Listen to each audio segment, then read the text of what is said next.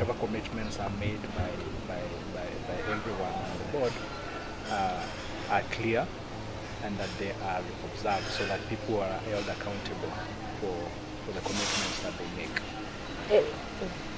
This as of necessity means that we need to make sure that it's not just governments that are envisaged in the outcome, but that the private sector, the civil society generally, should have a role to play, especially a watchdog role. Mm-hmm. Yeah.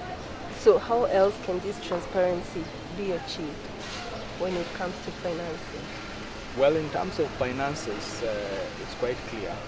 At the local level, we have a constitution, for example, that requires public participation in governance processes, which means that in the build-up to Rio, we should have, Rio Plus 20, we should have a national position. And that national position really should be arrived at through consultation. So it shouldn't just be a few public officials sitting in a room and determining what the position is going to be. They should be able to bring together other actors in issues of climate change and environment to develop that position. And even after the conference, we should be able to have follow-up, again, that incorporates different stakeholders. In terms of making decisions, identifying priorities, and even communicating clearly what resources are committed, either by donors or the government itself, for projects or activities that are geared towards addressing the issue of climate change. Okay, over the past few years, there has been a lot of emphasis on environmental matters, and especially when it comes to climate change. And there's been a lot of funding coming in, and this has seen many people now want to engage in climate change issues because now that's where the money is. Do you see a danger in this in terms of spurring corruption?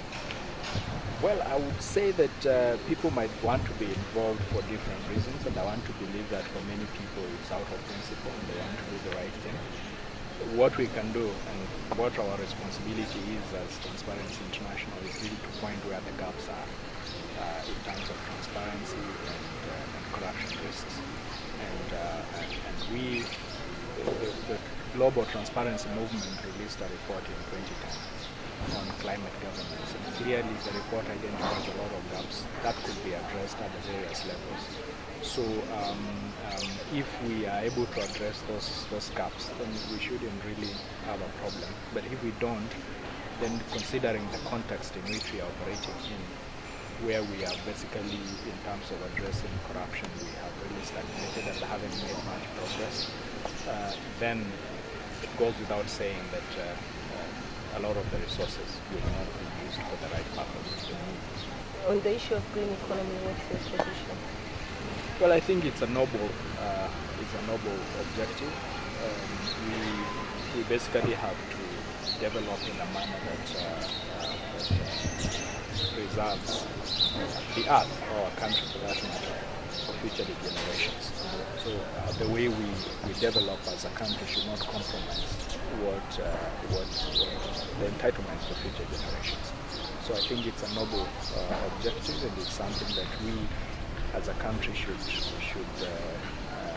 take the lead, in my view, in making sure that we embrace it as our own agenda. But this would mean that we probably set aside our agenda to become an industrialized nation through industry. Not necessarily. Mm-hmm. Not necessarily. We have technology that is available, for example, to produce clean energy that could power our economy.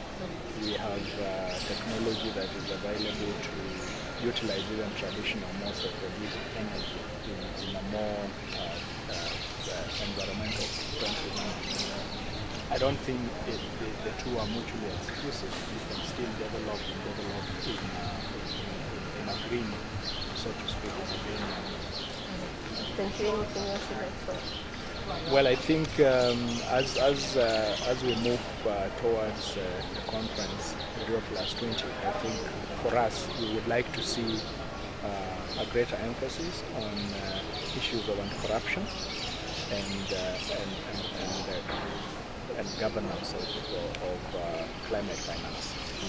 If Rio Plus 20 does not discuss and put in place mechanisms for transparency and fighting corruption within the various mechanisms, then I think we will be setting ourselves up for failure. Yeah.